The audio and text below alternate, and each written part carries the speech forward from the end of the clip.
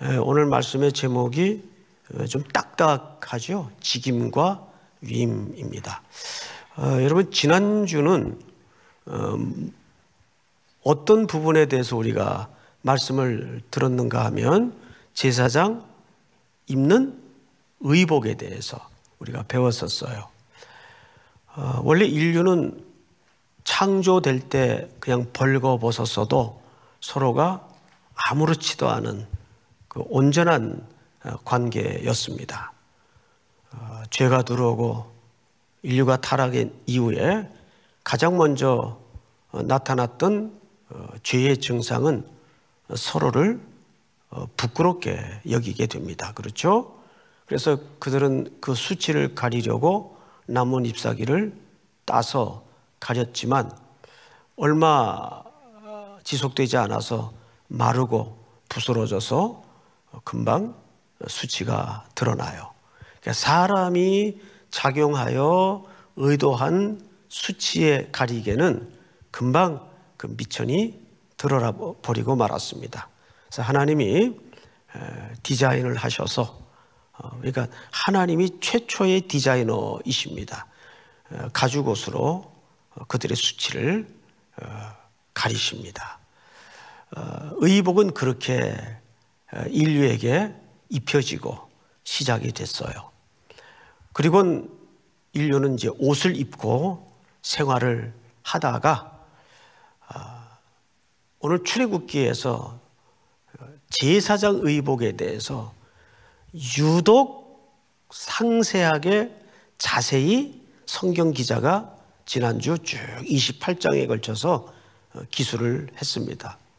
이 상세한 내용은 레위기에서도 우리가 만나볼 수 있는 표현들이에요. 자, 그런데 여기서 우리가 한 가지 좀 이렇게 툭 저 허공에다가 던지듯 질문 하나를 하고 들어갈 필요가 있습니다. 뭐냐 하면 성경에 어디에도 왕복에 대한 설명이 나와 있는 데는 없어요. 왕의 옷은 이렇게 색깔을 하고 이렇게 만들어서 이렇게 입혀라, 이런 설명 있나요? 왕복에 대한 설명은 없어요.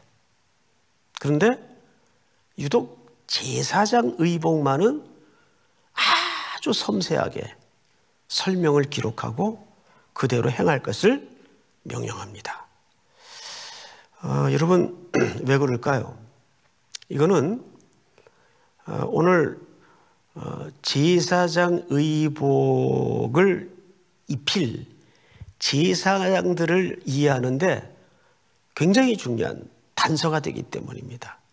그래서 이 질문에 우리가 이해를 답으로 가지고 들어가야 제사장이 그래서 그런 의복을 입어야 되겠구나, 그 정확한 의도가 우리에게 이해가 됩니다. 자, 지난주 제사장 의복을 설명하면서 결국 그 제사장의 모든 복장 하나하나, 부속품까지 하나하나가 누구를 가르치고 누구를 가리키고 누구를 지향한다고 설명을 드렸죠? 그리스도입니다. 그래서 우리가 갈라디아서를 보니까 뭐로 옷 입으라 그랬어요? 그리스도로 옷 입으라. 그러니까 그 제사장의 의복은 우리가 누구로 옷 입는 상징입니까? 그리스도로 옷 입는 상징이에요. 그러면 그 옷을 지금 누구에게 입히려고 계획하고 있는 거죠? 제사장. 그래서 오늘은, 지난주는 의복에 대한 설명이었다면, 제사장이 입을 의복에 대한 설명이었다면, 오늘은 그 의복을 입게 될 제사장은 어떻게 세워지는가? 그리고 그 제사자들은 그 의복을 입고 섬겨야 될 그 섬김의 직무, 그리고 그들이 받은 위임은 어떤 의미를 가지고 있는가? 여기까지 오늘 우리가 이해를 가져야 될 순서들입니다. 그래서 말씀을 좀 같이 보도록 하죠. 우선 오늘 출애굽기 29장의 이 제사장의 직임과 위임에 대한 설명들은 철저하게 모세의 언약적 관점에서 설명이 된 내용들입니다. 이건 모세의 글이죠. 그 모세의 언약이 기초된 관점에서 설명이 된 내용들인데 이 언약에는 뿌리가 있어요. 뿌리. 우선 서두에 말씀드렸던 것처럼 창세기 3장에 아담에게 이 언약을 하세요.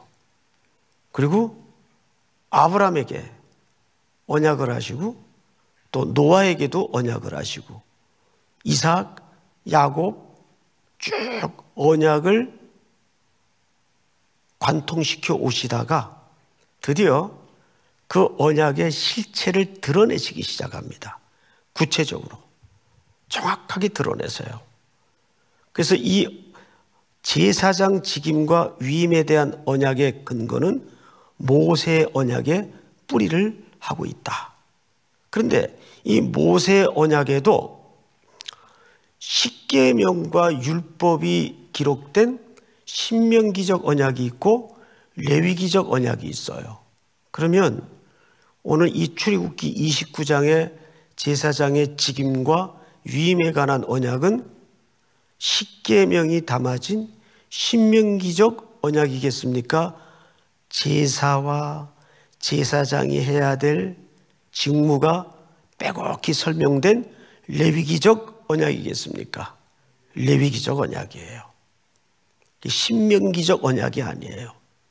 이건 참고로 그냥 오늘 본문 이해를 위해서 알아두면 좋을 것 같아요. 제가 지금 목 상태가 조금 편안치 않는 것은 설교 전에 강사 대기실에서 찬송가를 너무 연습을 하다가 그냥 본 게임에 부르지도 못하고 목이 가버렸어요. 용서를 구합니다. 감기가 든 게 아니고 강사 대기실에서 찬송가를 고래고래 혼자 연습을 하느라고 부르다가 목이 탁 가더라고요. 이제 설교를 하다 보면 좀 풀리겠죠. 자, 그런데 우선 29장 본문 1절을 보십시다. 내가 그들에게 나를 섬길 제사장 직분을 위임하여 그들을 어떻게 할 일은 거룩하게 할 일은 그랬어요. 거룩하게 할 일. 자, 근데 이 제사장 직분은 뭐 하는 직분이에요? 1절의 설명이 이미 전제되어 있죠. 뭐 하는 제사장 직분은 뭐 하는 직분입니까? 나를 섬길. 정확하게 명시되어 있어요, 없어요? 명시되어 있죠. 제사장은 누구를 섬기는 거라고요? 하나님을 섬기는 거예요. 뭐 이 설명 덧붙일 필요 있습니까? 이해하는데 어려움이 있습니까? 제사장을 세우는 것은 누구를 섬기기 위해서 세우는 거다? 그렇죠. 하나님을 섬기도록 하기 위해서 세우는 거다. 근데 여기 섬기다라는 말이 다른 번역본에는 봉사라고도 나오는데 성경 총체적인 관례는 예배를 얘기합니다. 그러니까 하나님께 제사를 지낼 때 이 사람들이 그 업무의 직임에 쓰임받도록 하기 위해서 이 사람들을 뽑는 거예요. 그렇다면 이것을 현대적 개념과 환치시킬 때, 자, 분명히 베드로 사도는 우리를 뭐라고 명명했죠? 너희는 다 왕 같은 제사장이라 그랬어요. 제사장. 그러니까 우리의 본업이 뭐죠? 예배자예요. 믿습니까? 우리의 본업이 예배자예요. 하나님도 이스라엘 백성들을 출애굽시킬 때 모세에게 정확히 말씀하십니다. 이 산에서 예배케 할 것이다. 근데 그 예배의 범주는 형식적인 단순하고도 표피적인 개념만 말하는 것이 아니에요. 일상으로서의 예배도 뭡니까? 예배죠. 우리는 예배자로 살아야 돼요. 믿습니까? 그래서 1절을 잘 보세요. 내가 그들에게 나를 섬길 제사장 직분을 위임하여 그들을 거룩하게 할 일은 이러하니. 자, 여기 오늘 아주 어쩌면 핵심되는 단어 하나가 등장을 하는데 카도시라는 단어가 표현이 되어 있어요. 거룩하다. 카도시 많이 들었죠? 제가 지난주에도 한번 언급을 했었고 그 앞주에도 한번 언급을 했었는데 성도들에게 거룩이란 목적이 되어서는 안 돼요. 거룩이란 뭐라고요? 우리의? 그렇죠. 아주 착하세요. 안 잊어버리셔서. 거룩은 우리의 목표나 목적이 돼서는 안 되고 우리의 신분이다. 거룩은 우리의 신분이에요. 믿습니까? 자, 그러면 북미권 신학자들은 이 카도시라는 단어를 어떻게 해석해 왔고 이해를 가져왔었는가 하면 구별되다. 무엇과 구별되다. 예, 물론 이 뜻이 전혀 없는 건 아니에요. 당연히 이 뜻이 있죠. 그런데 점차 언어학자들의 연구를 통해서 현대에는 이 카도시라는 단어의 의미를 새롭게 해석하기 시작합니다. 구별되다로만 해석을 하면 예를 들어서 이 카도시에 해당하는 의미가 한 1, 20%밖에는 드러나질 않는 것이다. 그러면 한 8, 90%의 의미를 우리가 놓치고 살았다는 말이 되는 거예요. 그러면 카도시, 우리가 보통 일반적으로 저도 신학교 다닐 때 그렇게 배웠죠. 카도시는 무엇과 구별되는 것. 당연히 그 의미가 있어요.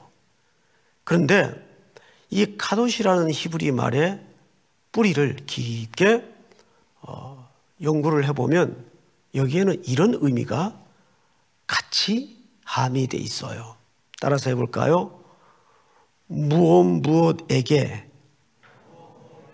따라서 하세요. 우리 저기 화면 속에 우리 성도님들도 따라서 하십시오. 무엇에게 속하는 것. 할렐루야. 오늘 그 새벽 기도를 인도해 주신 우리랑 오랜 세월 동역했던 우리 문성진 목사님, 같이 이제 아침에 조찬을 나누는데 그런 개인적 고민을 얘기하더라고요. 목사님, 저는 거룩하려고 많이 노력을 했고 애를 썼어요. 근데 그게 잘 되지도 않고 너무 힘든 거예요. 사람에게 누구나 영적인 결백증이 있거든요. 그래서 그것을 도덕적으로, 양심적으로, 행위적으로 이르게 노력을 하고 도달하려고 애를 쓰는 그 종교적 행위에 몰두하다 보면 지치는 거예요. 그렇게 몰두하고 열심히 한다고 여러분 경험상 됩니까? 돼요? 안 되거든요.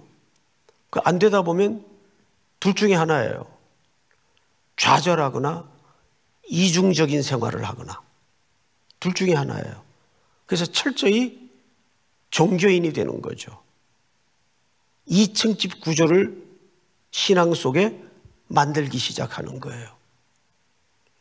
그런데 거룩하다라는 말이 무슨 뜻인가 하면 사실상 우리가 지금까지 알고 있던 구별되다라는 의미도 되지만 더 본질적인 의미는 누구에게 귀속되다, 누구에게 속해지다, 할렐루야.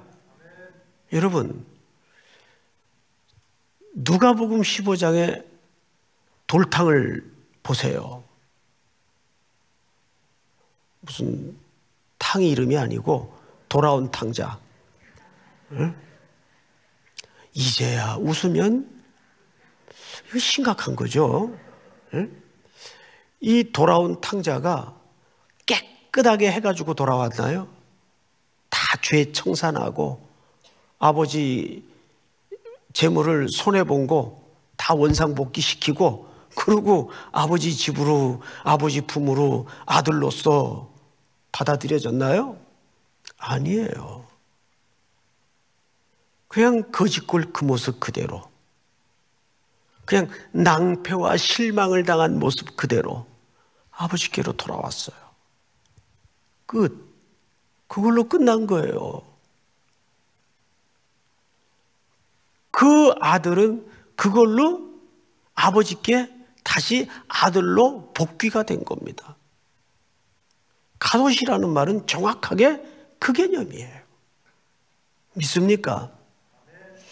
그런데 우리는 거룩의 개념을 너무 잘못 가르쳤거나 이해를 가져서 거룩해지려고 거룩을 목표로 삼아요.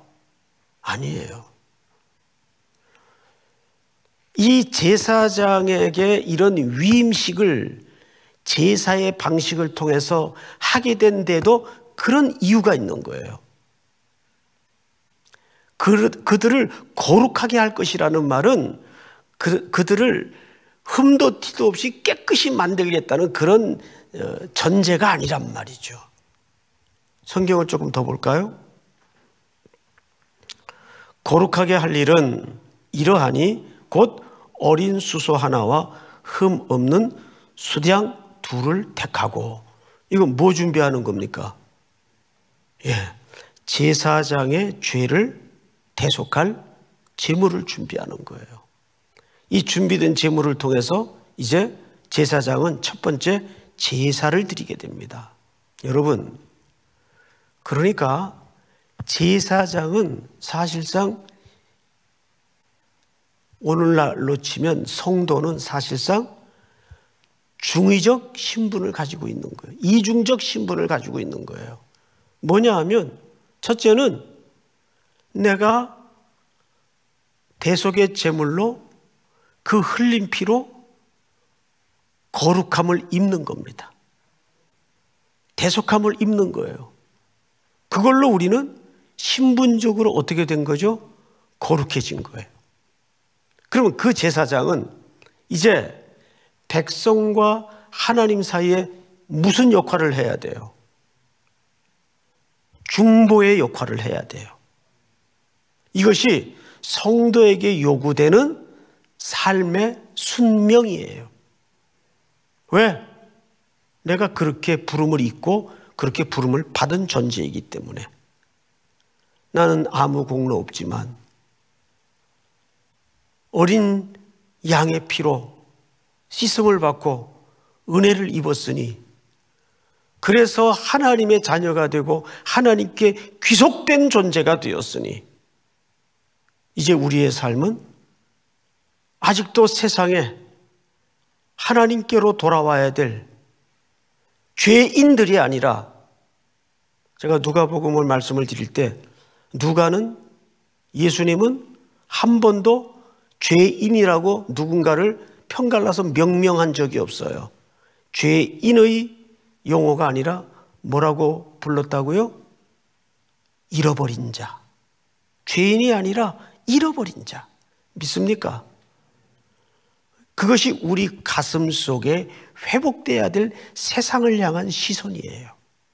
잃어버린 자. 제가 오늘도 오전에 이제 말씀을 준비하면서 과연 우리가 이번 특세 주제가 주의 영광을 보이소서인데, 그 영광을 보이소서의 실체가 뭘까? 그것은 먼저 우리에게 먼저 나타나야 될 거 아니에요. 그러면 여러분, 그 실체가 뭐예요? 표현은 굉장히 추상적이잖아요. 뭐 주의 영광을 어떻게 보여? 어떻게 보여요? 보일 방법이 있어요? 근데 이거를 실체적이고 구체적으로 어떻게 보일까요? 저는 모든 사람을 상하, 계급, 신분, 학벌, 지방 이걸 뛰어넘어서 존엄한 하나님의 형상으로 볼 때 그가 부자냐, 그가 학벌이 짧으냐 이런 게 앞에 전제되지 않는 오로지 순전한 하나님의 형상을 입은 존재로 인간을 대할 때만큼 하나님의 영광이 드러나는 경우는 없다고 믿습니다. 그게 저는 성도의 신앙적 성품의 첫 번째 시금석이라고 믿어요. 아, 저 사람 참 신앙 좋아. 그러면 우리는 막 십니까? 뭐 이런 거 하는 걸 신앙이 좋다. 여러분, 그거 아니에요. 신앙의 종교적인 형태를 성실히 갖춘다고 신앙이 좋은 게 아니에요.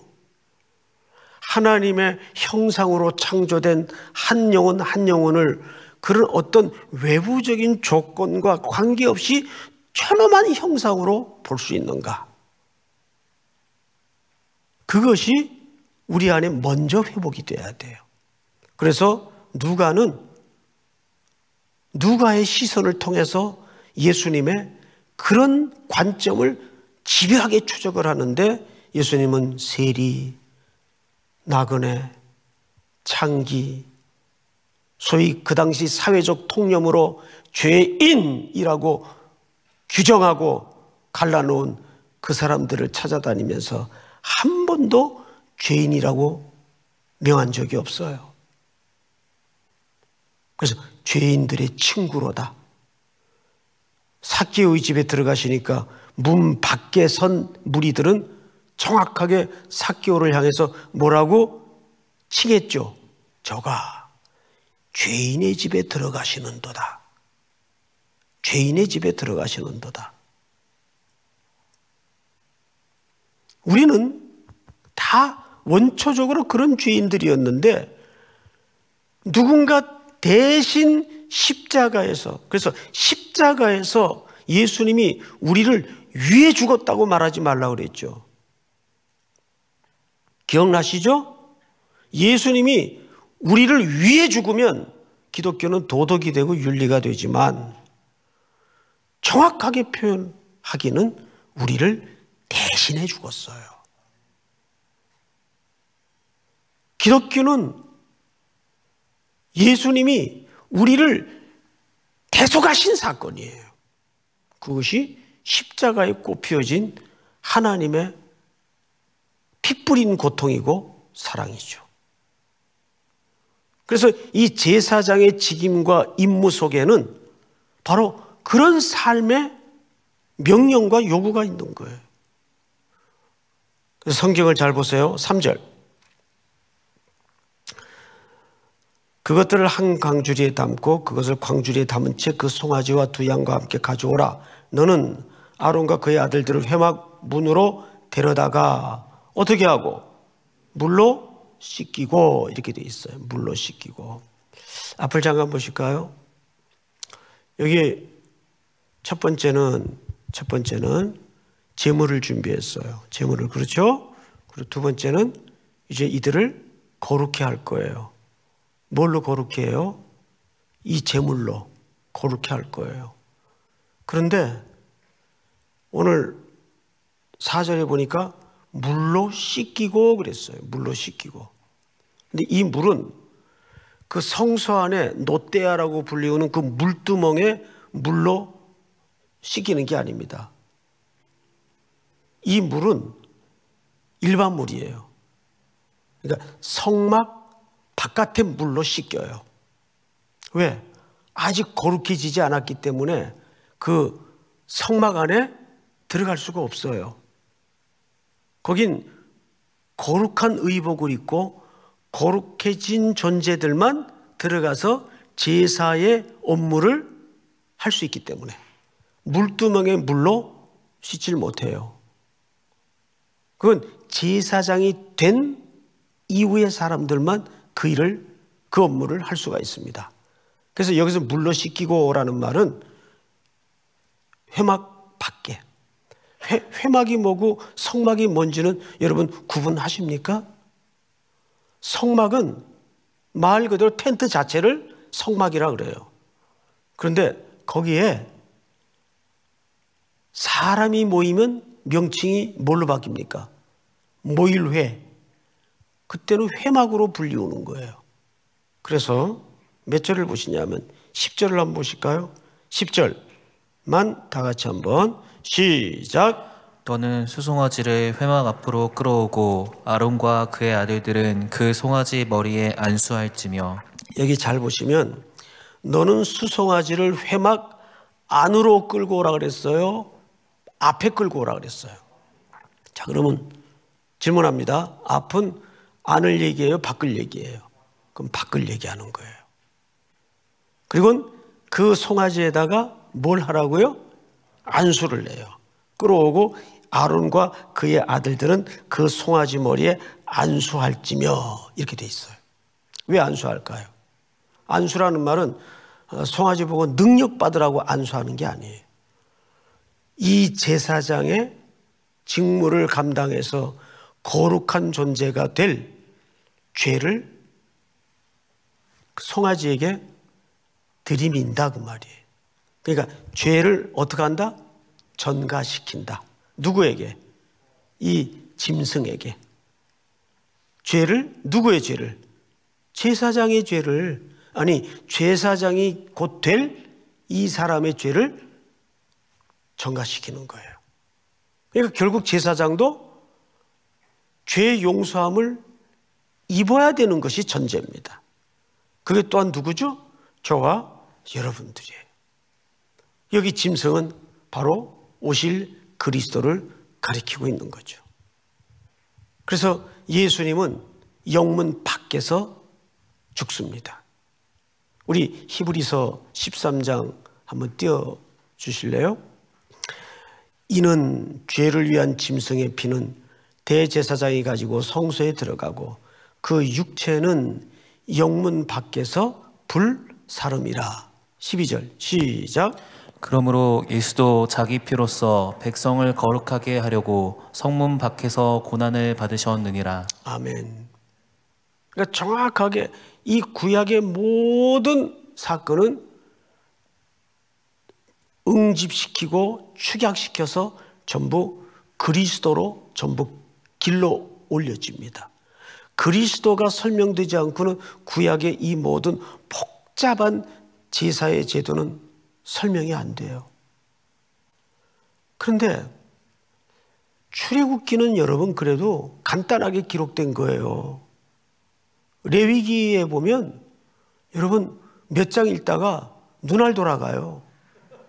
뭔 제사가 그렇게 종류가 많고 구체적이고 섬세하게 미주알 고주알 잔소리 많은 할아버지처럼 한 말 또 한 것 같고 그 말이 그 말 같고 그 이해가 돼요? 읽으면? 누군가의 주석과 해석과 설명 없이? 그런데 일일이 기억도 안 되고 설명이 안 돼도 저는 어느 날 읽다가 불같은 은혜를 받은 적이 있어요. 성경을 이해해서 불같은 은혜를 받은 게 아니고 읽다가 그 포맷에 불같은 은혜를 받은 거예요. 참 하나님도 질린다.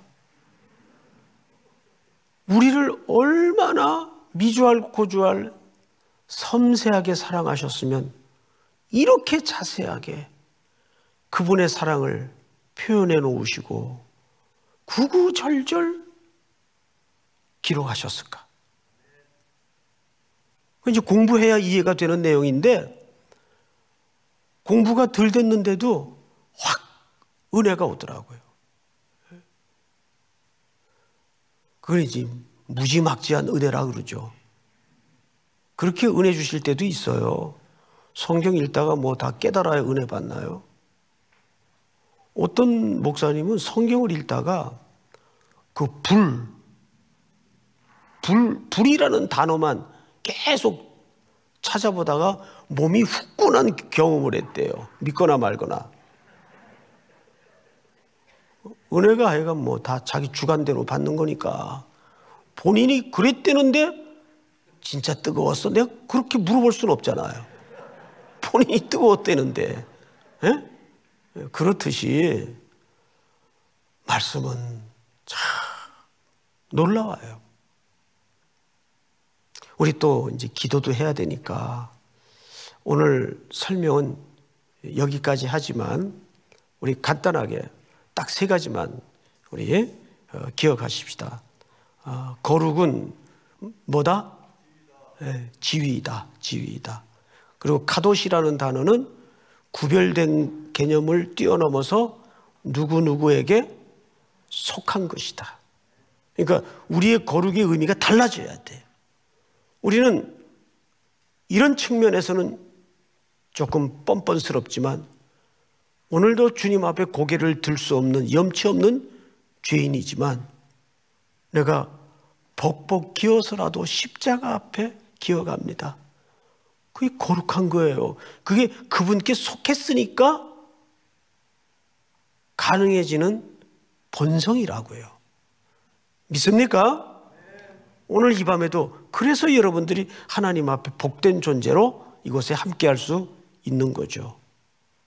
그렇다면 우리에게는 이중적 메시지가 우리 신분 속에 녹아져 있다는 거예요. 먼저 우리가 어린 양의 피로 구속함을 입고 세상과 하나님 사이에 서서 우리는 그 직책을 살아내야 돼요. 믿습니까? 이 말씀이 저와 여러분들에게 또 한 주를 살아내는데 큰 은혜가 될 수 있기를 축복합니다. 우리 찬송 한 장 드리겠습니다.